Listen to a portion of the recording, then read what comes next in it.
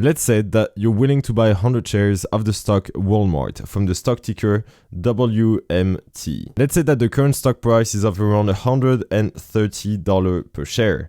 So that's the current stock price. And you're willing to buy 100 shares of that stock. So 100 times $130, because one share costs $130, that equals a cost of $13,000 to buy 100 shares of Walmart. So you buy them at that price, you pay $13,000 to buy the 100 shares of Walmart, and now what? You could just hold to the shares that you just bought now. If the stock goes up, then you make money. If the stock goes down, then you lose money.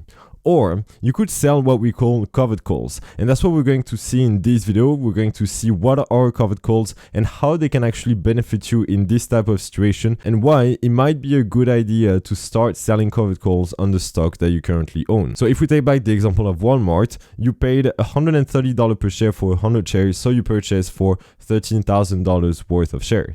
If you decide to sell a call option, meaning that you're going to sell a call, you're going to receive in exchange a premium. So the premium is the price of the option. So let's say that you sell someone a call and you collect a premium of $200.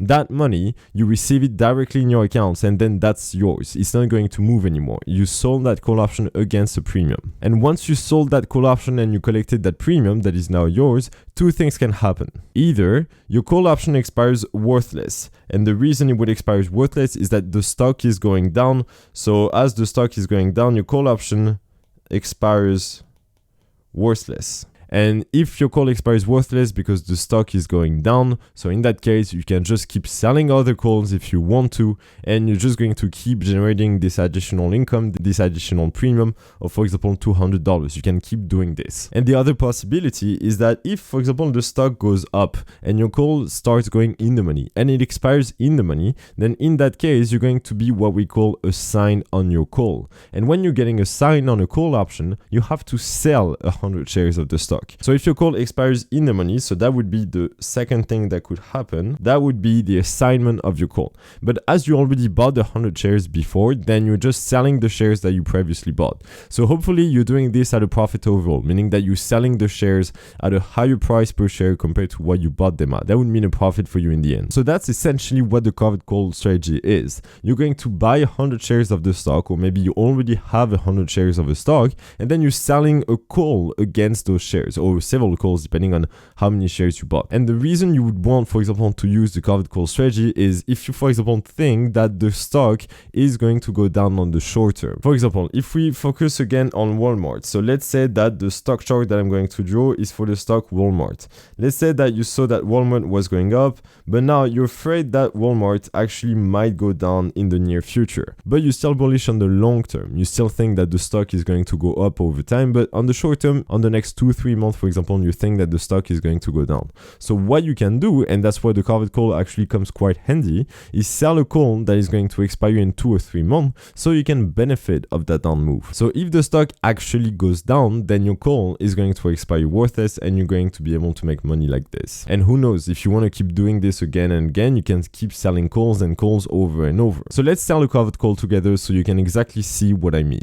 So the first question that we need to ask ourselves when we want to start the covered call strategy is, which stock should I use? Well, there's no right and wrong answer here. Either you're going to, for example, choose a stock where you already own, for example, 100 shares of that stock, and you're going to start selling calls against those shares. You could absolutely do this. Or you could choose another stock and you're going to use the covered call strategy on it, meaning that you're going to buy 100 shares of the stock and then you're going to sell a call against it. Ideally, it's better to choose a stock where you think that the stock has at least a healthy balance sheet, where you don't see any weird thing, like the stock is not going to go to the moon, as we say, and then go to zero the day after. Ideally, you want to choose a stock that is, pretty much normal. Hence why I chose Walmart. You could debate if it's a good or bad company, but overall, we're not talking about, for example, Nikola, where you have the stock going, to the moon and then the next day just crashing. That's what I mean by healthy stocks overall. You want to choose a stock that has, healthy balance sheet so you don't see insane volatility on a daily basis. So to take back our example of Walmart, let's say that I want to start using the covered call strategy on Walmart. I don't have any shares of Walmart. So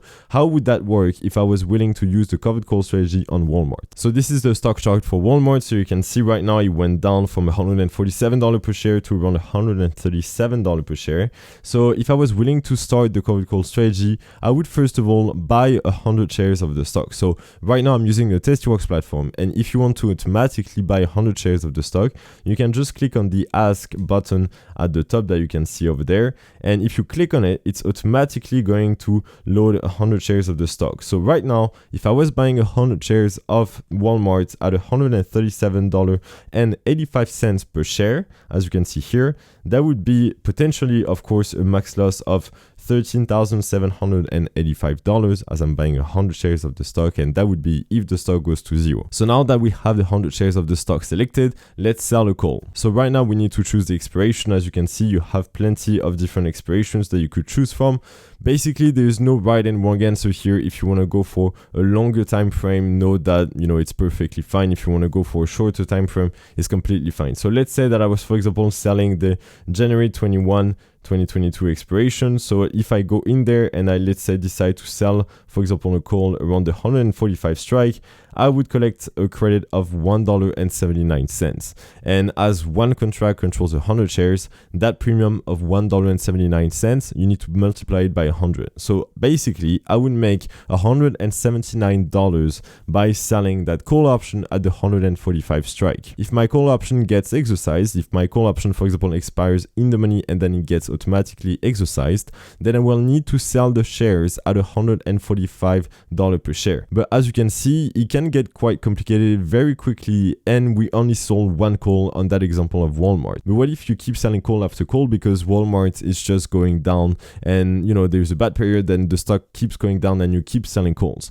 You need to have a way to track all those transactions so you know where you are in terms of what is the actual cost of the shares, taking into account all the premiums that you receive. So you need a way to keep track of all of this, otherwise it can get very messy. And I actually created a spreadsheet where it allows you to track very quickly and very easily the trades that you make using the covered call strategy, so you can have a clear picture of where you are in terms of the cost of the shares, taking into account the premiums that you receive. So that spreadsheet is completely free. You can just check out in the description of this video. You can have it for free if that helps you. The only thing that I would ask in return, if you like this spreadsheet and if you find it useful, is just to like this video and subscribing to my channel. That's really the only thing that I'm asking for.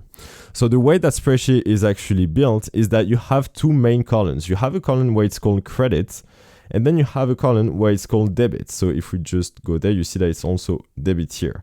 So the reason there are two columns, credit and debit, is that when you're selling a call, you receive a credit, but when you're paying shares, you're paying a debit. So you need to have a way to keep track of what comes in and what comes out, so you know where you are in the end in terms of P&L. And the purpose of that spreadsheet is that you're going to record all the transactions that you do with the dates and stuff. So in the end, you know exactly how many calls you sold, what is the overall premium that you receive, so you can keep track of all of this quite simply. Let's go step by step so it's clear. Let's say that you decide to buy 100 shares of Walmart. So in that case, you would go in the debit section because you're paying a debit when you're buying shares. And we would, for example, write in the action buy shares, so it's clear. For the date of today, let's say that I'm putting the date of today, so 12/04. For the number of shares, you see that there is a column shares now, and you're going to see that it's exactly the same thing on the credit side also. The shares is how many shares are we talking about. So if you, for example, buying 100 shares, you can just put 100. If you're buying 200 shares, you can just put 200. So here I'm going to put 100 shares just to make it simple. The premium of share cost is just how much are you paying per share when you're buying those shares. So in our example of Walmart, I was buying them at $137.50 per share. So the total column calculates what is the overall investment when you're buying 100 shares at $137.50 per share. So that's an investment of $13,750. Okay, so now you bought the shares and now you need to sell a call to do the covered call strategy. So as you're receiving a credit when you're selling a call, meaning that you credited a premium, then you're going to go in the credit section, and I'm going to type CC for covered call. I'm going to write, for example, the same date, to make it simple. And then you're going to have the same column as we had on the debit section with the shares. And if you're just selling, for example, one contract, you can just put 100 for 100 shares. So you just need to think in that way of shares. Like if you're selling 2 contracts, then put 200 shares. If you're selling 1 contract, then put 100 shares. And once again, we have the premium or share cost as in the debit section, but here you're going to put the premium that you're receiving when selling the call. So if I remember well, I think it was $1.79. You have to put it that like this, and then after that it calculates. You have to put it in $1.79 format and not 179, because it's going to calculate it after in the total section. It's taking that premium and multiplying it by 100, as there are 100 shares in one option contract. Okay, so we did this. Now you buy the 100 shares of Walmart, and then you actually selling a call against those shares, collecting a credit of $1.79. So far, so good. At the bottom of each section, the credit and debit section, you will see that there is a total credit received, which is $179, as we only sold 1 call. And then if we go on the other side, the total debit paid is basically how much money you paid. So here we paid the shares $13,750. And that's where the spreadsheet really comes handy, because, you know, when you only have 1 call that you sold, it's fine. You know, you can still manage in terms of tracking. But let's imagine that instead of selling 1 call, let's say that the stock has been going down over and over.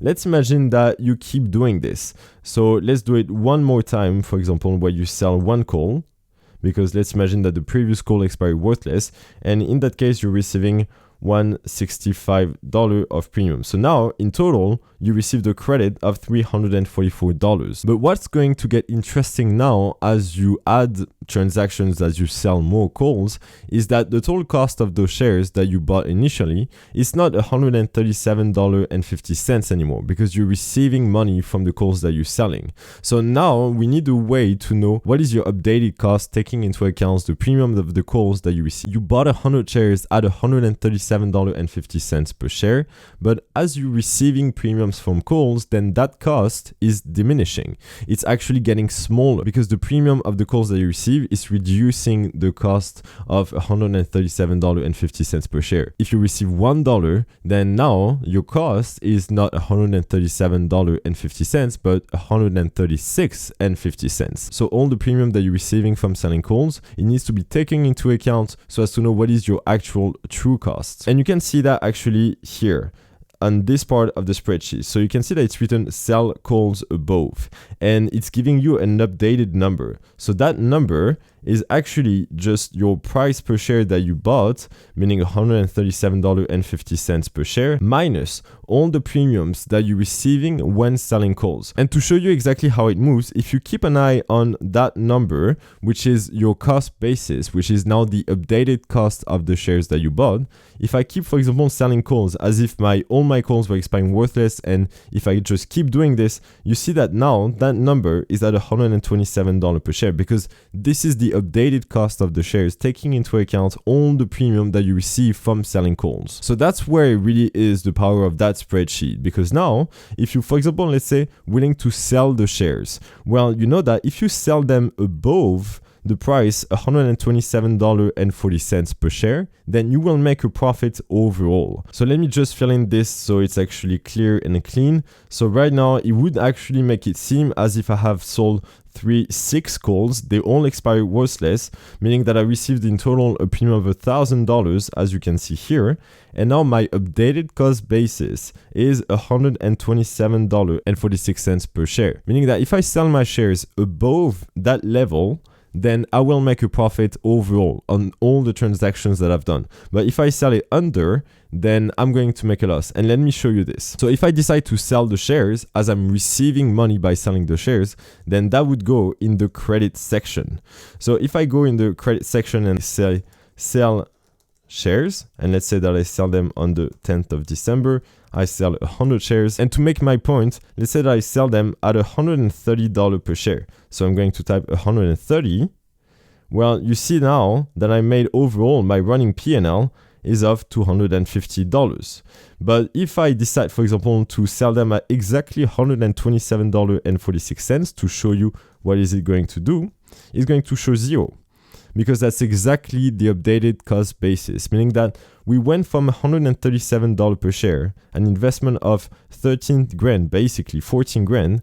Then you reduce your cost basis by selling all those calls, and now your updated cost basis is basically $127.46. So that's exactly the way you should use this spreadsheet, so as to know where you are in terms of cost basis, so you can know if you sell your shares above that level, that's why it's written sell calls above, then you know that you'll be in a profit overall. But if you sell the shares below that level, then you'll be at a loss overall. And that's what I personally like to do when I, for example, sell covered calls or use the wheel strategy, is that you're making so many transactions that you need to have a way to keep track of all of this. And this spreadsheet is actually pretty easy. And the only thing that I would say is that don't freak out if you see that when you're actually doing the covered call strategy, the spreadsheet shows a running P&L that is in the red. That's because you bought a lot of shares and you haven't sold the shares yet. It's because you have purchased for 13 grand of shares that so far it's showing a P&L of minus 12 grand. But you can see that as you're selling covered calls, so if I was, for example, selling more covered calls, you can see that your running P&L is actually decreasing. It was 12 grand, now it's 11 grand. And the moment you're going to sell the shares is going to bring a ton of cash at once. And that's where you can see what is the minimum level that you need to sell the shares at so you can be profitable overall. I hope it makes sense. Thanks so much for having watched the video. I wish you great covered calls and see you in the next one.